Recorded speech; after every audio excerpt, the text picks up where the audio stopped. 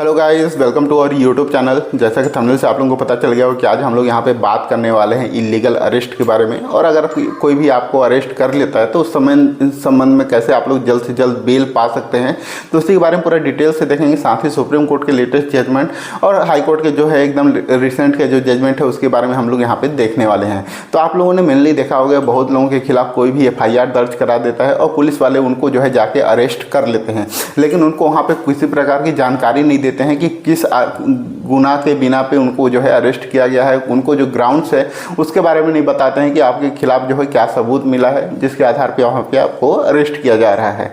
तो अगर इस तरीके का आपके साथ भी कुछ हुआ है और आप लोगों के साथ भी ऐसा आगे चल के हो सकता है, तो उसके बारे में आप लोग लीगली रूप से अवेयर रहेंगे तो उस कंडीशन में आपको जो है इसका बेनिफिट मिलेगा। और अगर आपको जानकारी नहीं होगा तो आप लोग जो है अनलिमिटेड समय तक के लिए इलीगली तौर पर आप लोग वहाँ पर अरेस्ट होके रह जाएंगे और आप लोगों को उसका कोई भी बेनिफिट नहीं मिलेगा।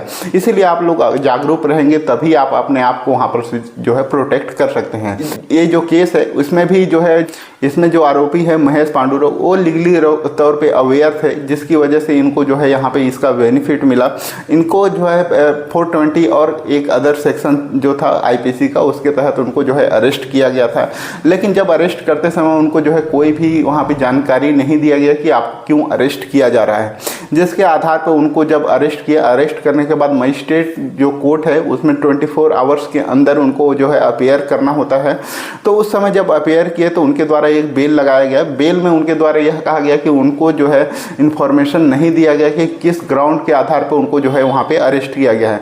इन्फॉर्मेशन और ग्राउंड मतलब यह है नहीं है कि आपको सिर्फ सेक्शन बता देना कि आपके खिलाफ में FIR दर्ज हुआ है इसलिए आपको वहाँ पे अरेस्ट किया जा रहा है, यह नहीं है। आपको वहाँ पे प्रॉपर वहाँ पे रिटर्न में ग्राउंड्स देना पड़ेगा कि आपको इस ग्राउंड्स के आधार पे आपको वहाँ पे अरेस्ट किया जा रहा है, जो कि वहाँ पे देना कंपलसरी है, जो कि सेक्शन 50 CRPC है उसका भी वहाँ पे जो है पालन करना होगा। और आर्टिकल जो है 22 जो कि प्रोटेक्शन अगेंस्ट जो अरेस्ट है उसका भी वहाँ पे जो है उल्लंघन किया गया है। तो इसके बावजूद भी जो ट्रायल कोर्ट है उनके द्वारा इनको वहाँ पे बेल नहीं दिया गया। तो उनके जो एडवोकेट थे उनके थ्रू जो है यहाँ पे मुंबई हाई कोर्ट में उनके द्वारा एक रिट लगाया गया जहां पे उनके द्वारा यह कहा गया कि जो उनकी अरेस्ट है वो इलीगल है।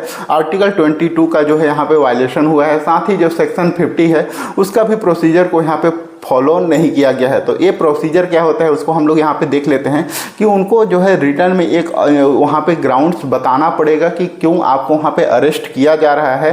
और अगर आप उस चीज़ को फॉलो नहीं करते तो उसके आधार पे भी आपको वहाँ पे जो है बेल मिल सकता है। तो इस जो केस है, केस का नाम है Mahesh Pandurang Naik versus state of Maharashtra, जो कि 18 जुलाई 2024 को ये जजमेंट आया हुआ है।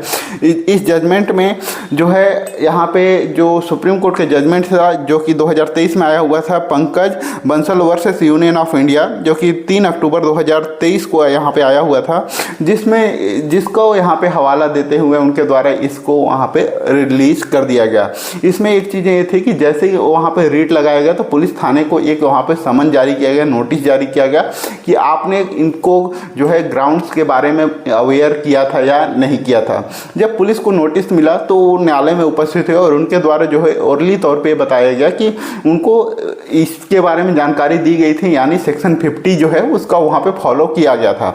लेकिन जो न्यायालय है उन्होंने इस चीज़ को कहा कि जो कि सुप्रीम कोर्ट का जजमेंट है Pankaj Bansal versus union of India, उसमें इस चीज़ को स्पष्ट तौर पे जो है सुप्रीम कोर्ट के द्वारा कहा गया कि जब कभी भी पुलिस के द्वारा या स्टेट के द्वारा स्टेट से यह पूछा जाएगा कि आपने इसका फॉलो किया, तो उनके द्वारा ओरली तौर पर जरूर यही कहा जाएगा कि हमारे द्वारा उनको इन्फॉर्मेशन दी गई थी। लेकिन उसके संबंध में अगर कोई भी रिटर्न में डॉक्यूमेंट नहीं है तो उस चीज़ को वहाँ पे नहीं माना जाएगा। तो इस जो केस है, इस केस में भी उनके द्वारा कोई भी रिटर्न में इस तरीके का नहीं था कि आपको वहाँ पे इस ग्राउंड्स के बारे में इंफॉर्मेशन दिया गया हो। मतलब अगर आपको कोई ना कोई ग्राउंड्स है, उस ग्राउंड को अगर आपको रिटर्न में नहीं दिया गया है, आपके पास रिटर्न में नहीं दिया गया है, तो उस कंडीशन में आप इस जो जजमेंट है इसका आप लोग यूज कर सकते हैं और अपने आप को वहाँ पे बेल में रिलीज कर सकते हैं।